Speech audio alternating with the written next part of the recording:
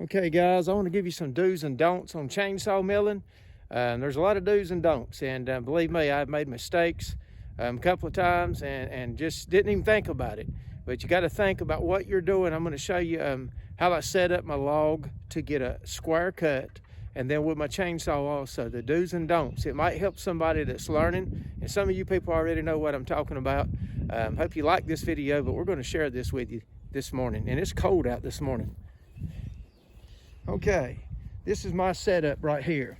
I got two 10-foot 2x4s, and my first cut, I made a mistake, and I'll tell you about that in a minute. I did make a mistake on my first cut, so I rolled it over on these two logs and used my wood cant that's back there. But these are 2x4s, and they were real straight. They're still pretty straight. And what I did is drilled some holes in the top right here that you can run bolts in, and I countersunk these bolts where they'll be out of the way. So I can move this back here if I want to do or whatever, but I'm just leaving it set up because I'm cutting 8-foot 6-inch logs. That's what I'm cutting. That way it gives me a little bit for this right here. If you get some of this checking, and you usually get that in the middle of your log, and your middle boards are going to check. But if you got a little extra, you can cut that out later on after you dry these things out. So this is a pine here, but I took all the bark off of it with a shovel, just knocked it off.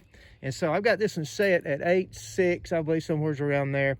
And I got angle iron here, and I got it fixed where I can widen this if I want to. I've got the bolts run through and a tap on the bottom down here on this.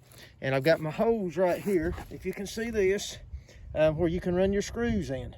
What I do is level one side. I'll level this side first.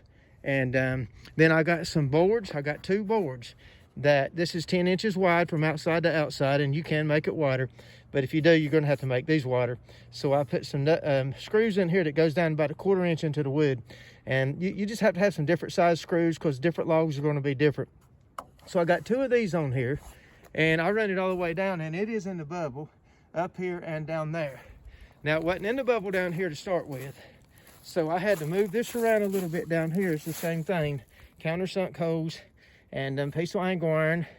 And so I got a board right here with a couple of screws in it just to hold it. It ain't going nowhere. This log is solid because it's got a flat base on it. You can see where I'd cut it.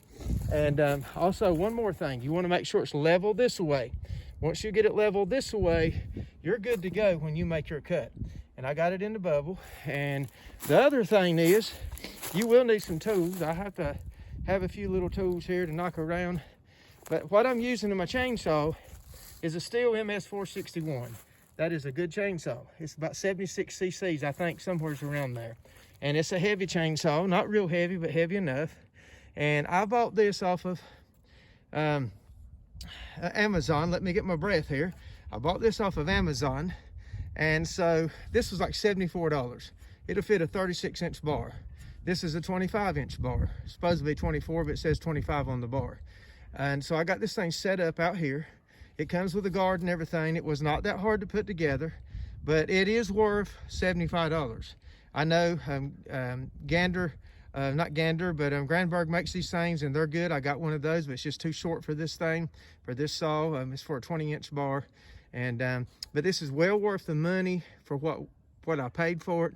And also, I was going to tell you, when you set these things up, if you're new at this, you make sure you got it from the bottom of this thing right up under here and the bottom of this one right here. They got to be the same between the chain bar up to here. And I go out here on the tip end and measure from here up here to down here. And you can take a piece of wood or whatever and then stick it in there. What I've got is 7 1/4 inches right now. That's what's going to work on this log back here. But this here piece is for me to go down to cut my 2-inch boards. I'll lay it in here, bring this down to it, and I got another one that I'll lay in here. I mark these things so it's got 2 inches right on it. I lay it in here and bring this, loosen this up and bring it down to it. So you got 2 inches on each side. Once you get that first cut, that level cut, you can throw this thing on there and go to town. And now the chainsaws do drink a lot of gas. You'll probably use a tank and a half every 2 boards, possibly. And that's a lot of gas. But we're looking into getting a chainsaw, a milling saw. We'll talk about that later, because this thing here will work you to death. but it's worth it if you need to get some logs up. I've got another log I need to cut right there, and probably possible another piece down there that I'll be cutting. So I hope you enjoyed this video. I hope this helps about how we do this, and also how you want to make sure this here and this here is the same. I was a 1/4 inch off on that cut here on the bottom. I was a 1/4 inch off on one side. I didn't double check, and it made me sick because it come out on the other end. It had dropped off, and it wasn't staying level on this as I was running it down. I knew I done messed up, and I had to think about it. What did I do? Went back and checked. Sure enough, it was not having that chainsaw on both sides the same. That's one thing you got to have. And then you want this here level right here. Your first cut's got to be level. Use your level. Use you some screws. Get you some angle iron. A couple of 2x4s. I would buy 12, at least 12s or 14s, and get treated. Make sure they are straight every way you look at them. And then you can put you some boards in there. Every time you put all this on there, keep them from moving. And they may not be 100% perfect, but I have cut boards with them, and they all were like 2 1/8 or 2 inches thick.